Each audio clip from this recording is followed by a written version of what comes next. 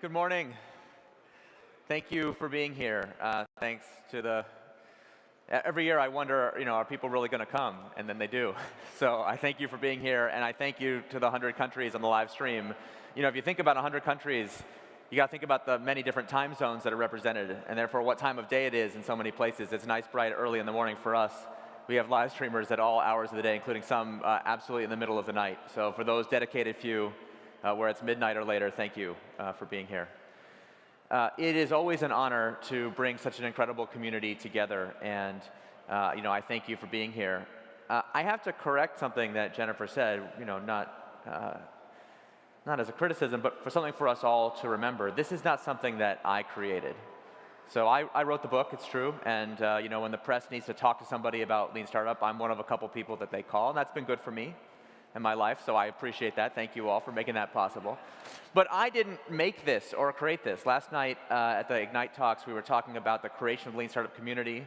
I was recounting a story that the first time someone asked me for permission to create a Lean Startup meetup, they said, well, I'm thinking about doing this meetup group to discuss Lean Startup. Do you think it would be a good idea? I was like, no. That does not sound like a good idea to me. But you don't need my permission. What does that mean? You could do whatever you want. That seems like a waste of time, but good luck. And they did it without my approval, and they did it anyway, and hundreds of people showed up, and it was a huge success, and the next thing I knew, it was spreading from city to city. I didn't create that or make that. The global community of people who have made the Lean Startup movement what it is, are you in this room and people listening in. They're the ones who deserve the credit for this, and so I just want to make sure we all recognize that.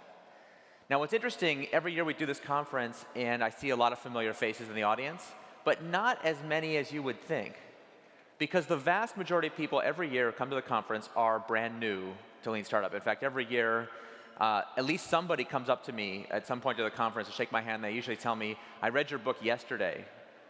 I was on a plane, and I just thought, oh, this is cool, and I Googled, learned more about it, and I was like, there's a conference, and it's tomorrow. I got to be there. And so there's somebody in the audience who read the book yesterday, and I welcome you, and so many others. So the reason we build the conference primarily around networking and the chance to meet other people in the community is because, even though this is our 6th year, the vast majority of people who are ever going to hear about Lean Startup in this world have not yet heard about it today. So even though sometimes you can feel like, well, I'm kind of late to the party, you're actually quite early in the grand scheme of things. And so I really want to encourage you to feel like there's not some set of insiders who know the community well or anything like that. The people who are around you are as new as you are, and I encourage you to meet them and to connect. And in fact, someone was talking to me before the conference. He said, it's going to be really nice for a change not to have to argue about Lean Startup for a couple days. You know what I'm talking about?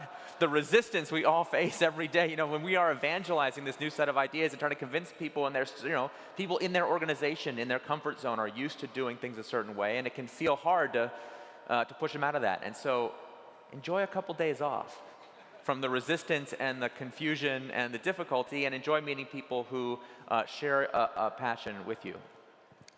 But don't take a few days off from critical thinking and from skepticism. It's really easy for us to get excited about how far we've come as a movement and how many people are here and in the live streams in the 100 countries. I feel like it's very easy to feel like we made it, we did it, the battle is won. But if you think about what I said a minute ago, that the vast majority of people who need this message have not heard it yet, that means that not only is the battle not won, it's only just begun. We're only in the very early chapters of this. There's a lot of people yet still working in the old way. I travel the world now, and I meet companies of every conceivable size and sector, industry. I mean, I have just worked on some crazy stuff. If you look at the program last night and today, the case studies we were presenting, from breakfast cereals to high science to consumer products to electronics, energy, I mean, you name it, there's examples. So all over the place, and yet everywhere I go, I still see the same things. I see waterfall product development. I see people who are convinced they already know what customers want. I see people working in functional silos.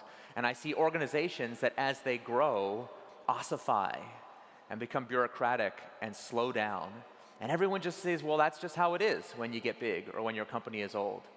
But it can't be right, because I meet with companies that are 5 years old and that are 105 years old, and they're having the same problems. I meet with governments and nonprofits, and we're all having these same problems. And everywhere that I have gone, I have seen that there are opportunities to reverse that trend. It is not an inevitable thing. And that's really what I want us to talk about today, what does it mean to be a modern company, a modern organization, one that grows through continuous innovation and that leads to sustained growth over time?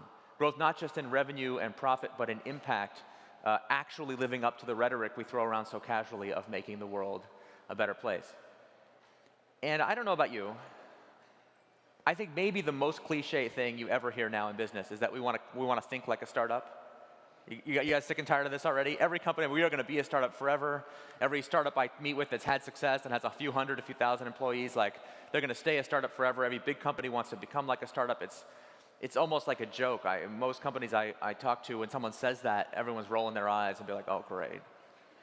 But I always ask this question to the managers I meet with who say that to me. I say, oh, that's great. Being like a startup, that sounds good.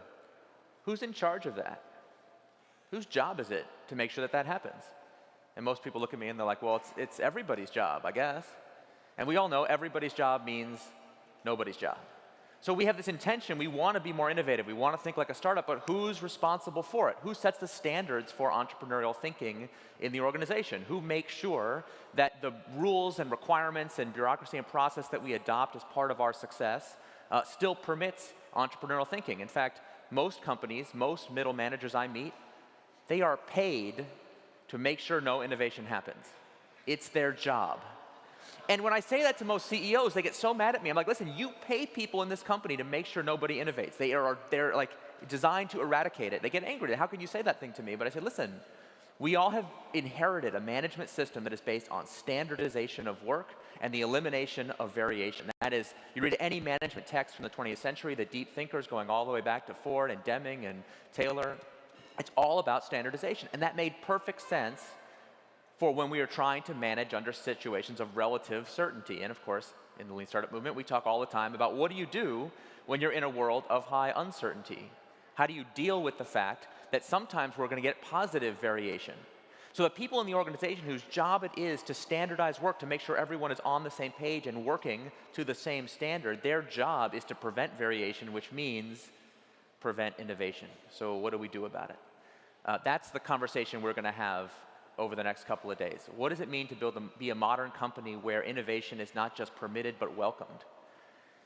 And I want to kind of sketch out what I think is an interesting outline of this, this new picture that is starting to emerge. And I want to tell you kind of three strands of thought that kind of combine into this. You're going to hear, over the next couple of days, you're going to hear from the classic Silicon Valley startups, the hyper-growth companies that are in the news every day that we all, those of us who grew up in the Valley or find ourselves of that Silicon Valley mindset want to be. And we're going to hear from some very large organizations, some of the world's largest, that have adopted Lean Startup and used it to build a transformation. And we're going to hear from some governments. People hear that like lean government, isn't that an oxymoron? But it's the government story I want to pick up on because these three strands have more in common than people think. And when I travel and talk, nobody ever believes me when I say that. So these three situations have a lot in common. And so last year at the conference, we got to hear the story of healthcare.gov. Anyone remember healthcare.gov, the big mega government disaster project? And we got to hear from some of the folks who led the transformation, the rescue effort to save healthcare.gov and therefore have major influence over the course of political history in the United States.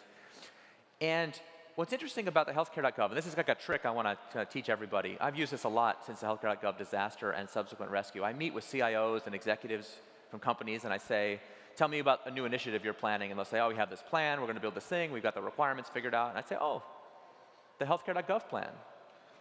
I'm sure it'll work out great for you. And so many, it gets so mad when you say that to me. It's like, how dare you suggest? I say, well, let me draw you a little chart of what healthcare.gov did, right? Big requirements planning up front, everyone working in separate individual silos, a huge absence of accountability or integration testing. Right? So you walk through the list, and let me walk you through what you're planning to do. Oh, the same. So why would you think you're going to get a different result? So you can try this at home. It's very effective because it's this large-scale failure. But what's really interesting about it is not the rescue and the failure itself, but what has happened afterwards. I was just in DC a few weeks ago, and because of that crisis, the people in the federal government who have been for years, through the entirety of the Obama administration and some before, advocating for lean startup in government, for agile practices in software procurement, for a customer-centered, user-centered design process for government products. Those people got thrust into the limelight and were given a huge opportunity to build change. And that pattern is something we see in a lot of different organizations. The kind of critical mass of pre-planning and voices in the wilderness. For some of you, that's you. I've been crying out for this for how many years?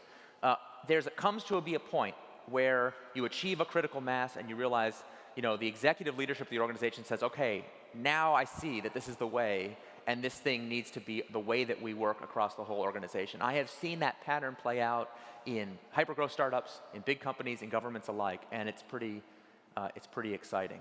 So I guess what I want you to be thinking about as we go into our talks and breakouts and meetups and opportunities to talk to each other is, are you ready for that moment when it comes? Because I think it can feel impossible. It can feel like you're converting people one person at a time, hand-to-hand combat style, to lean startup. It can feel like that's not big enough, that's not fast enough, that's not going to get me where I need to go. And yet so many of our speakers will attest to once you reach the critical mass, once you hit that tipping point, it happens faster than you think. So we hope over the next few days we will prepare you for the challenge of leadership in a modern company.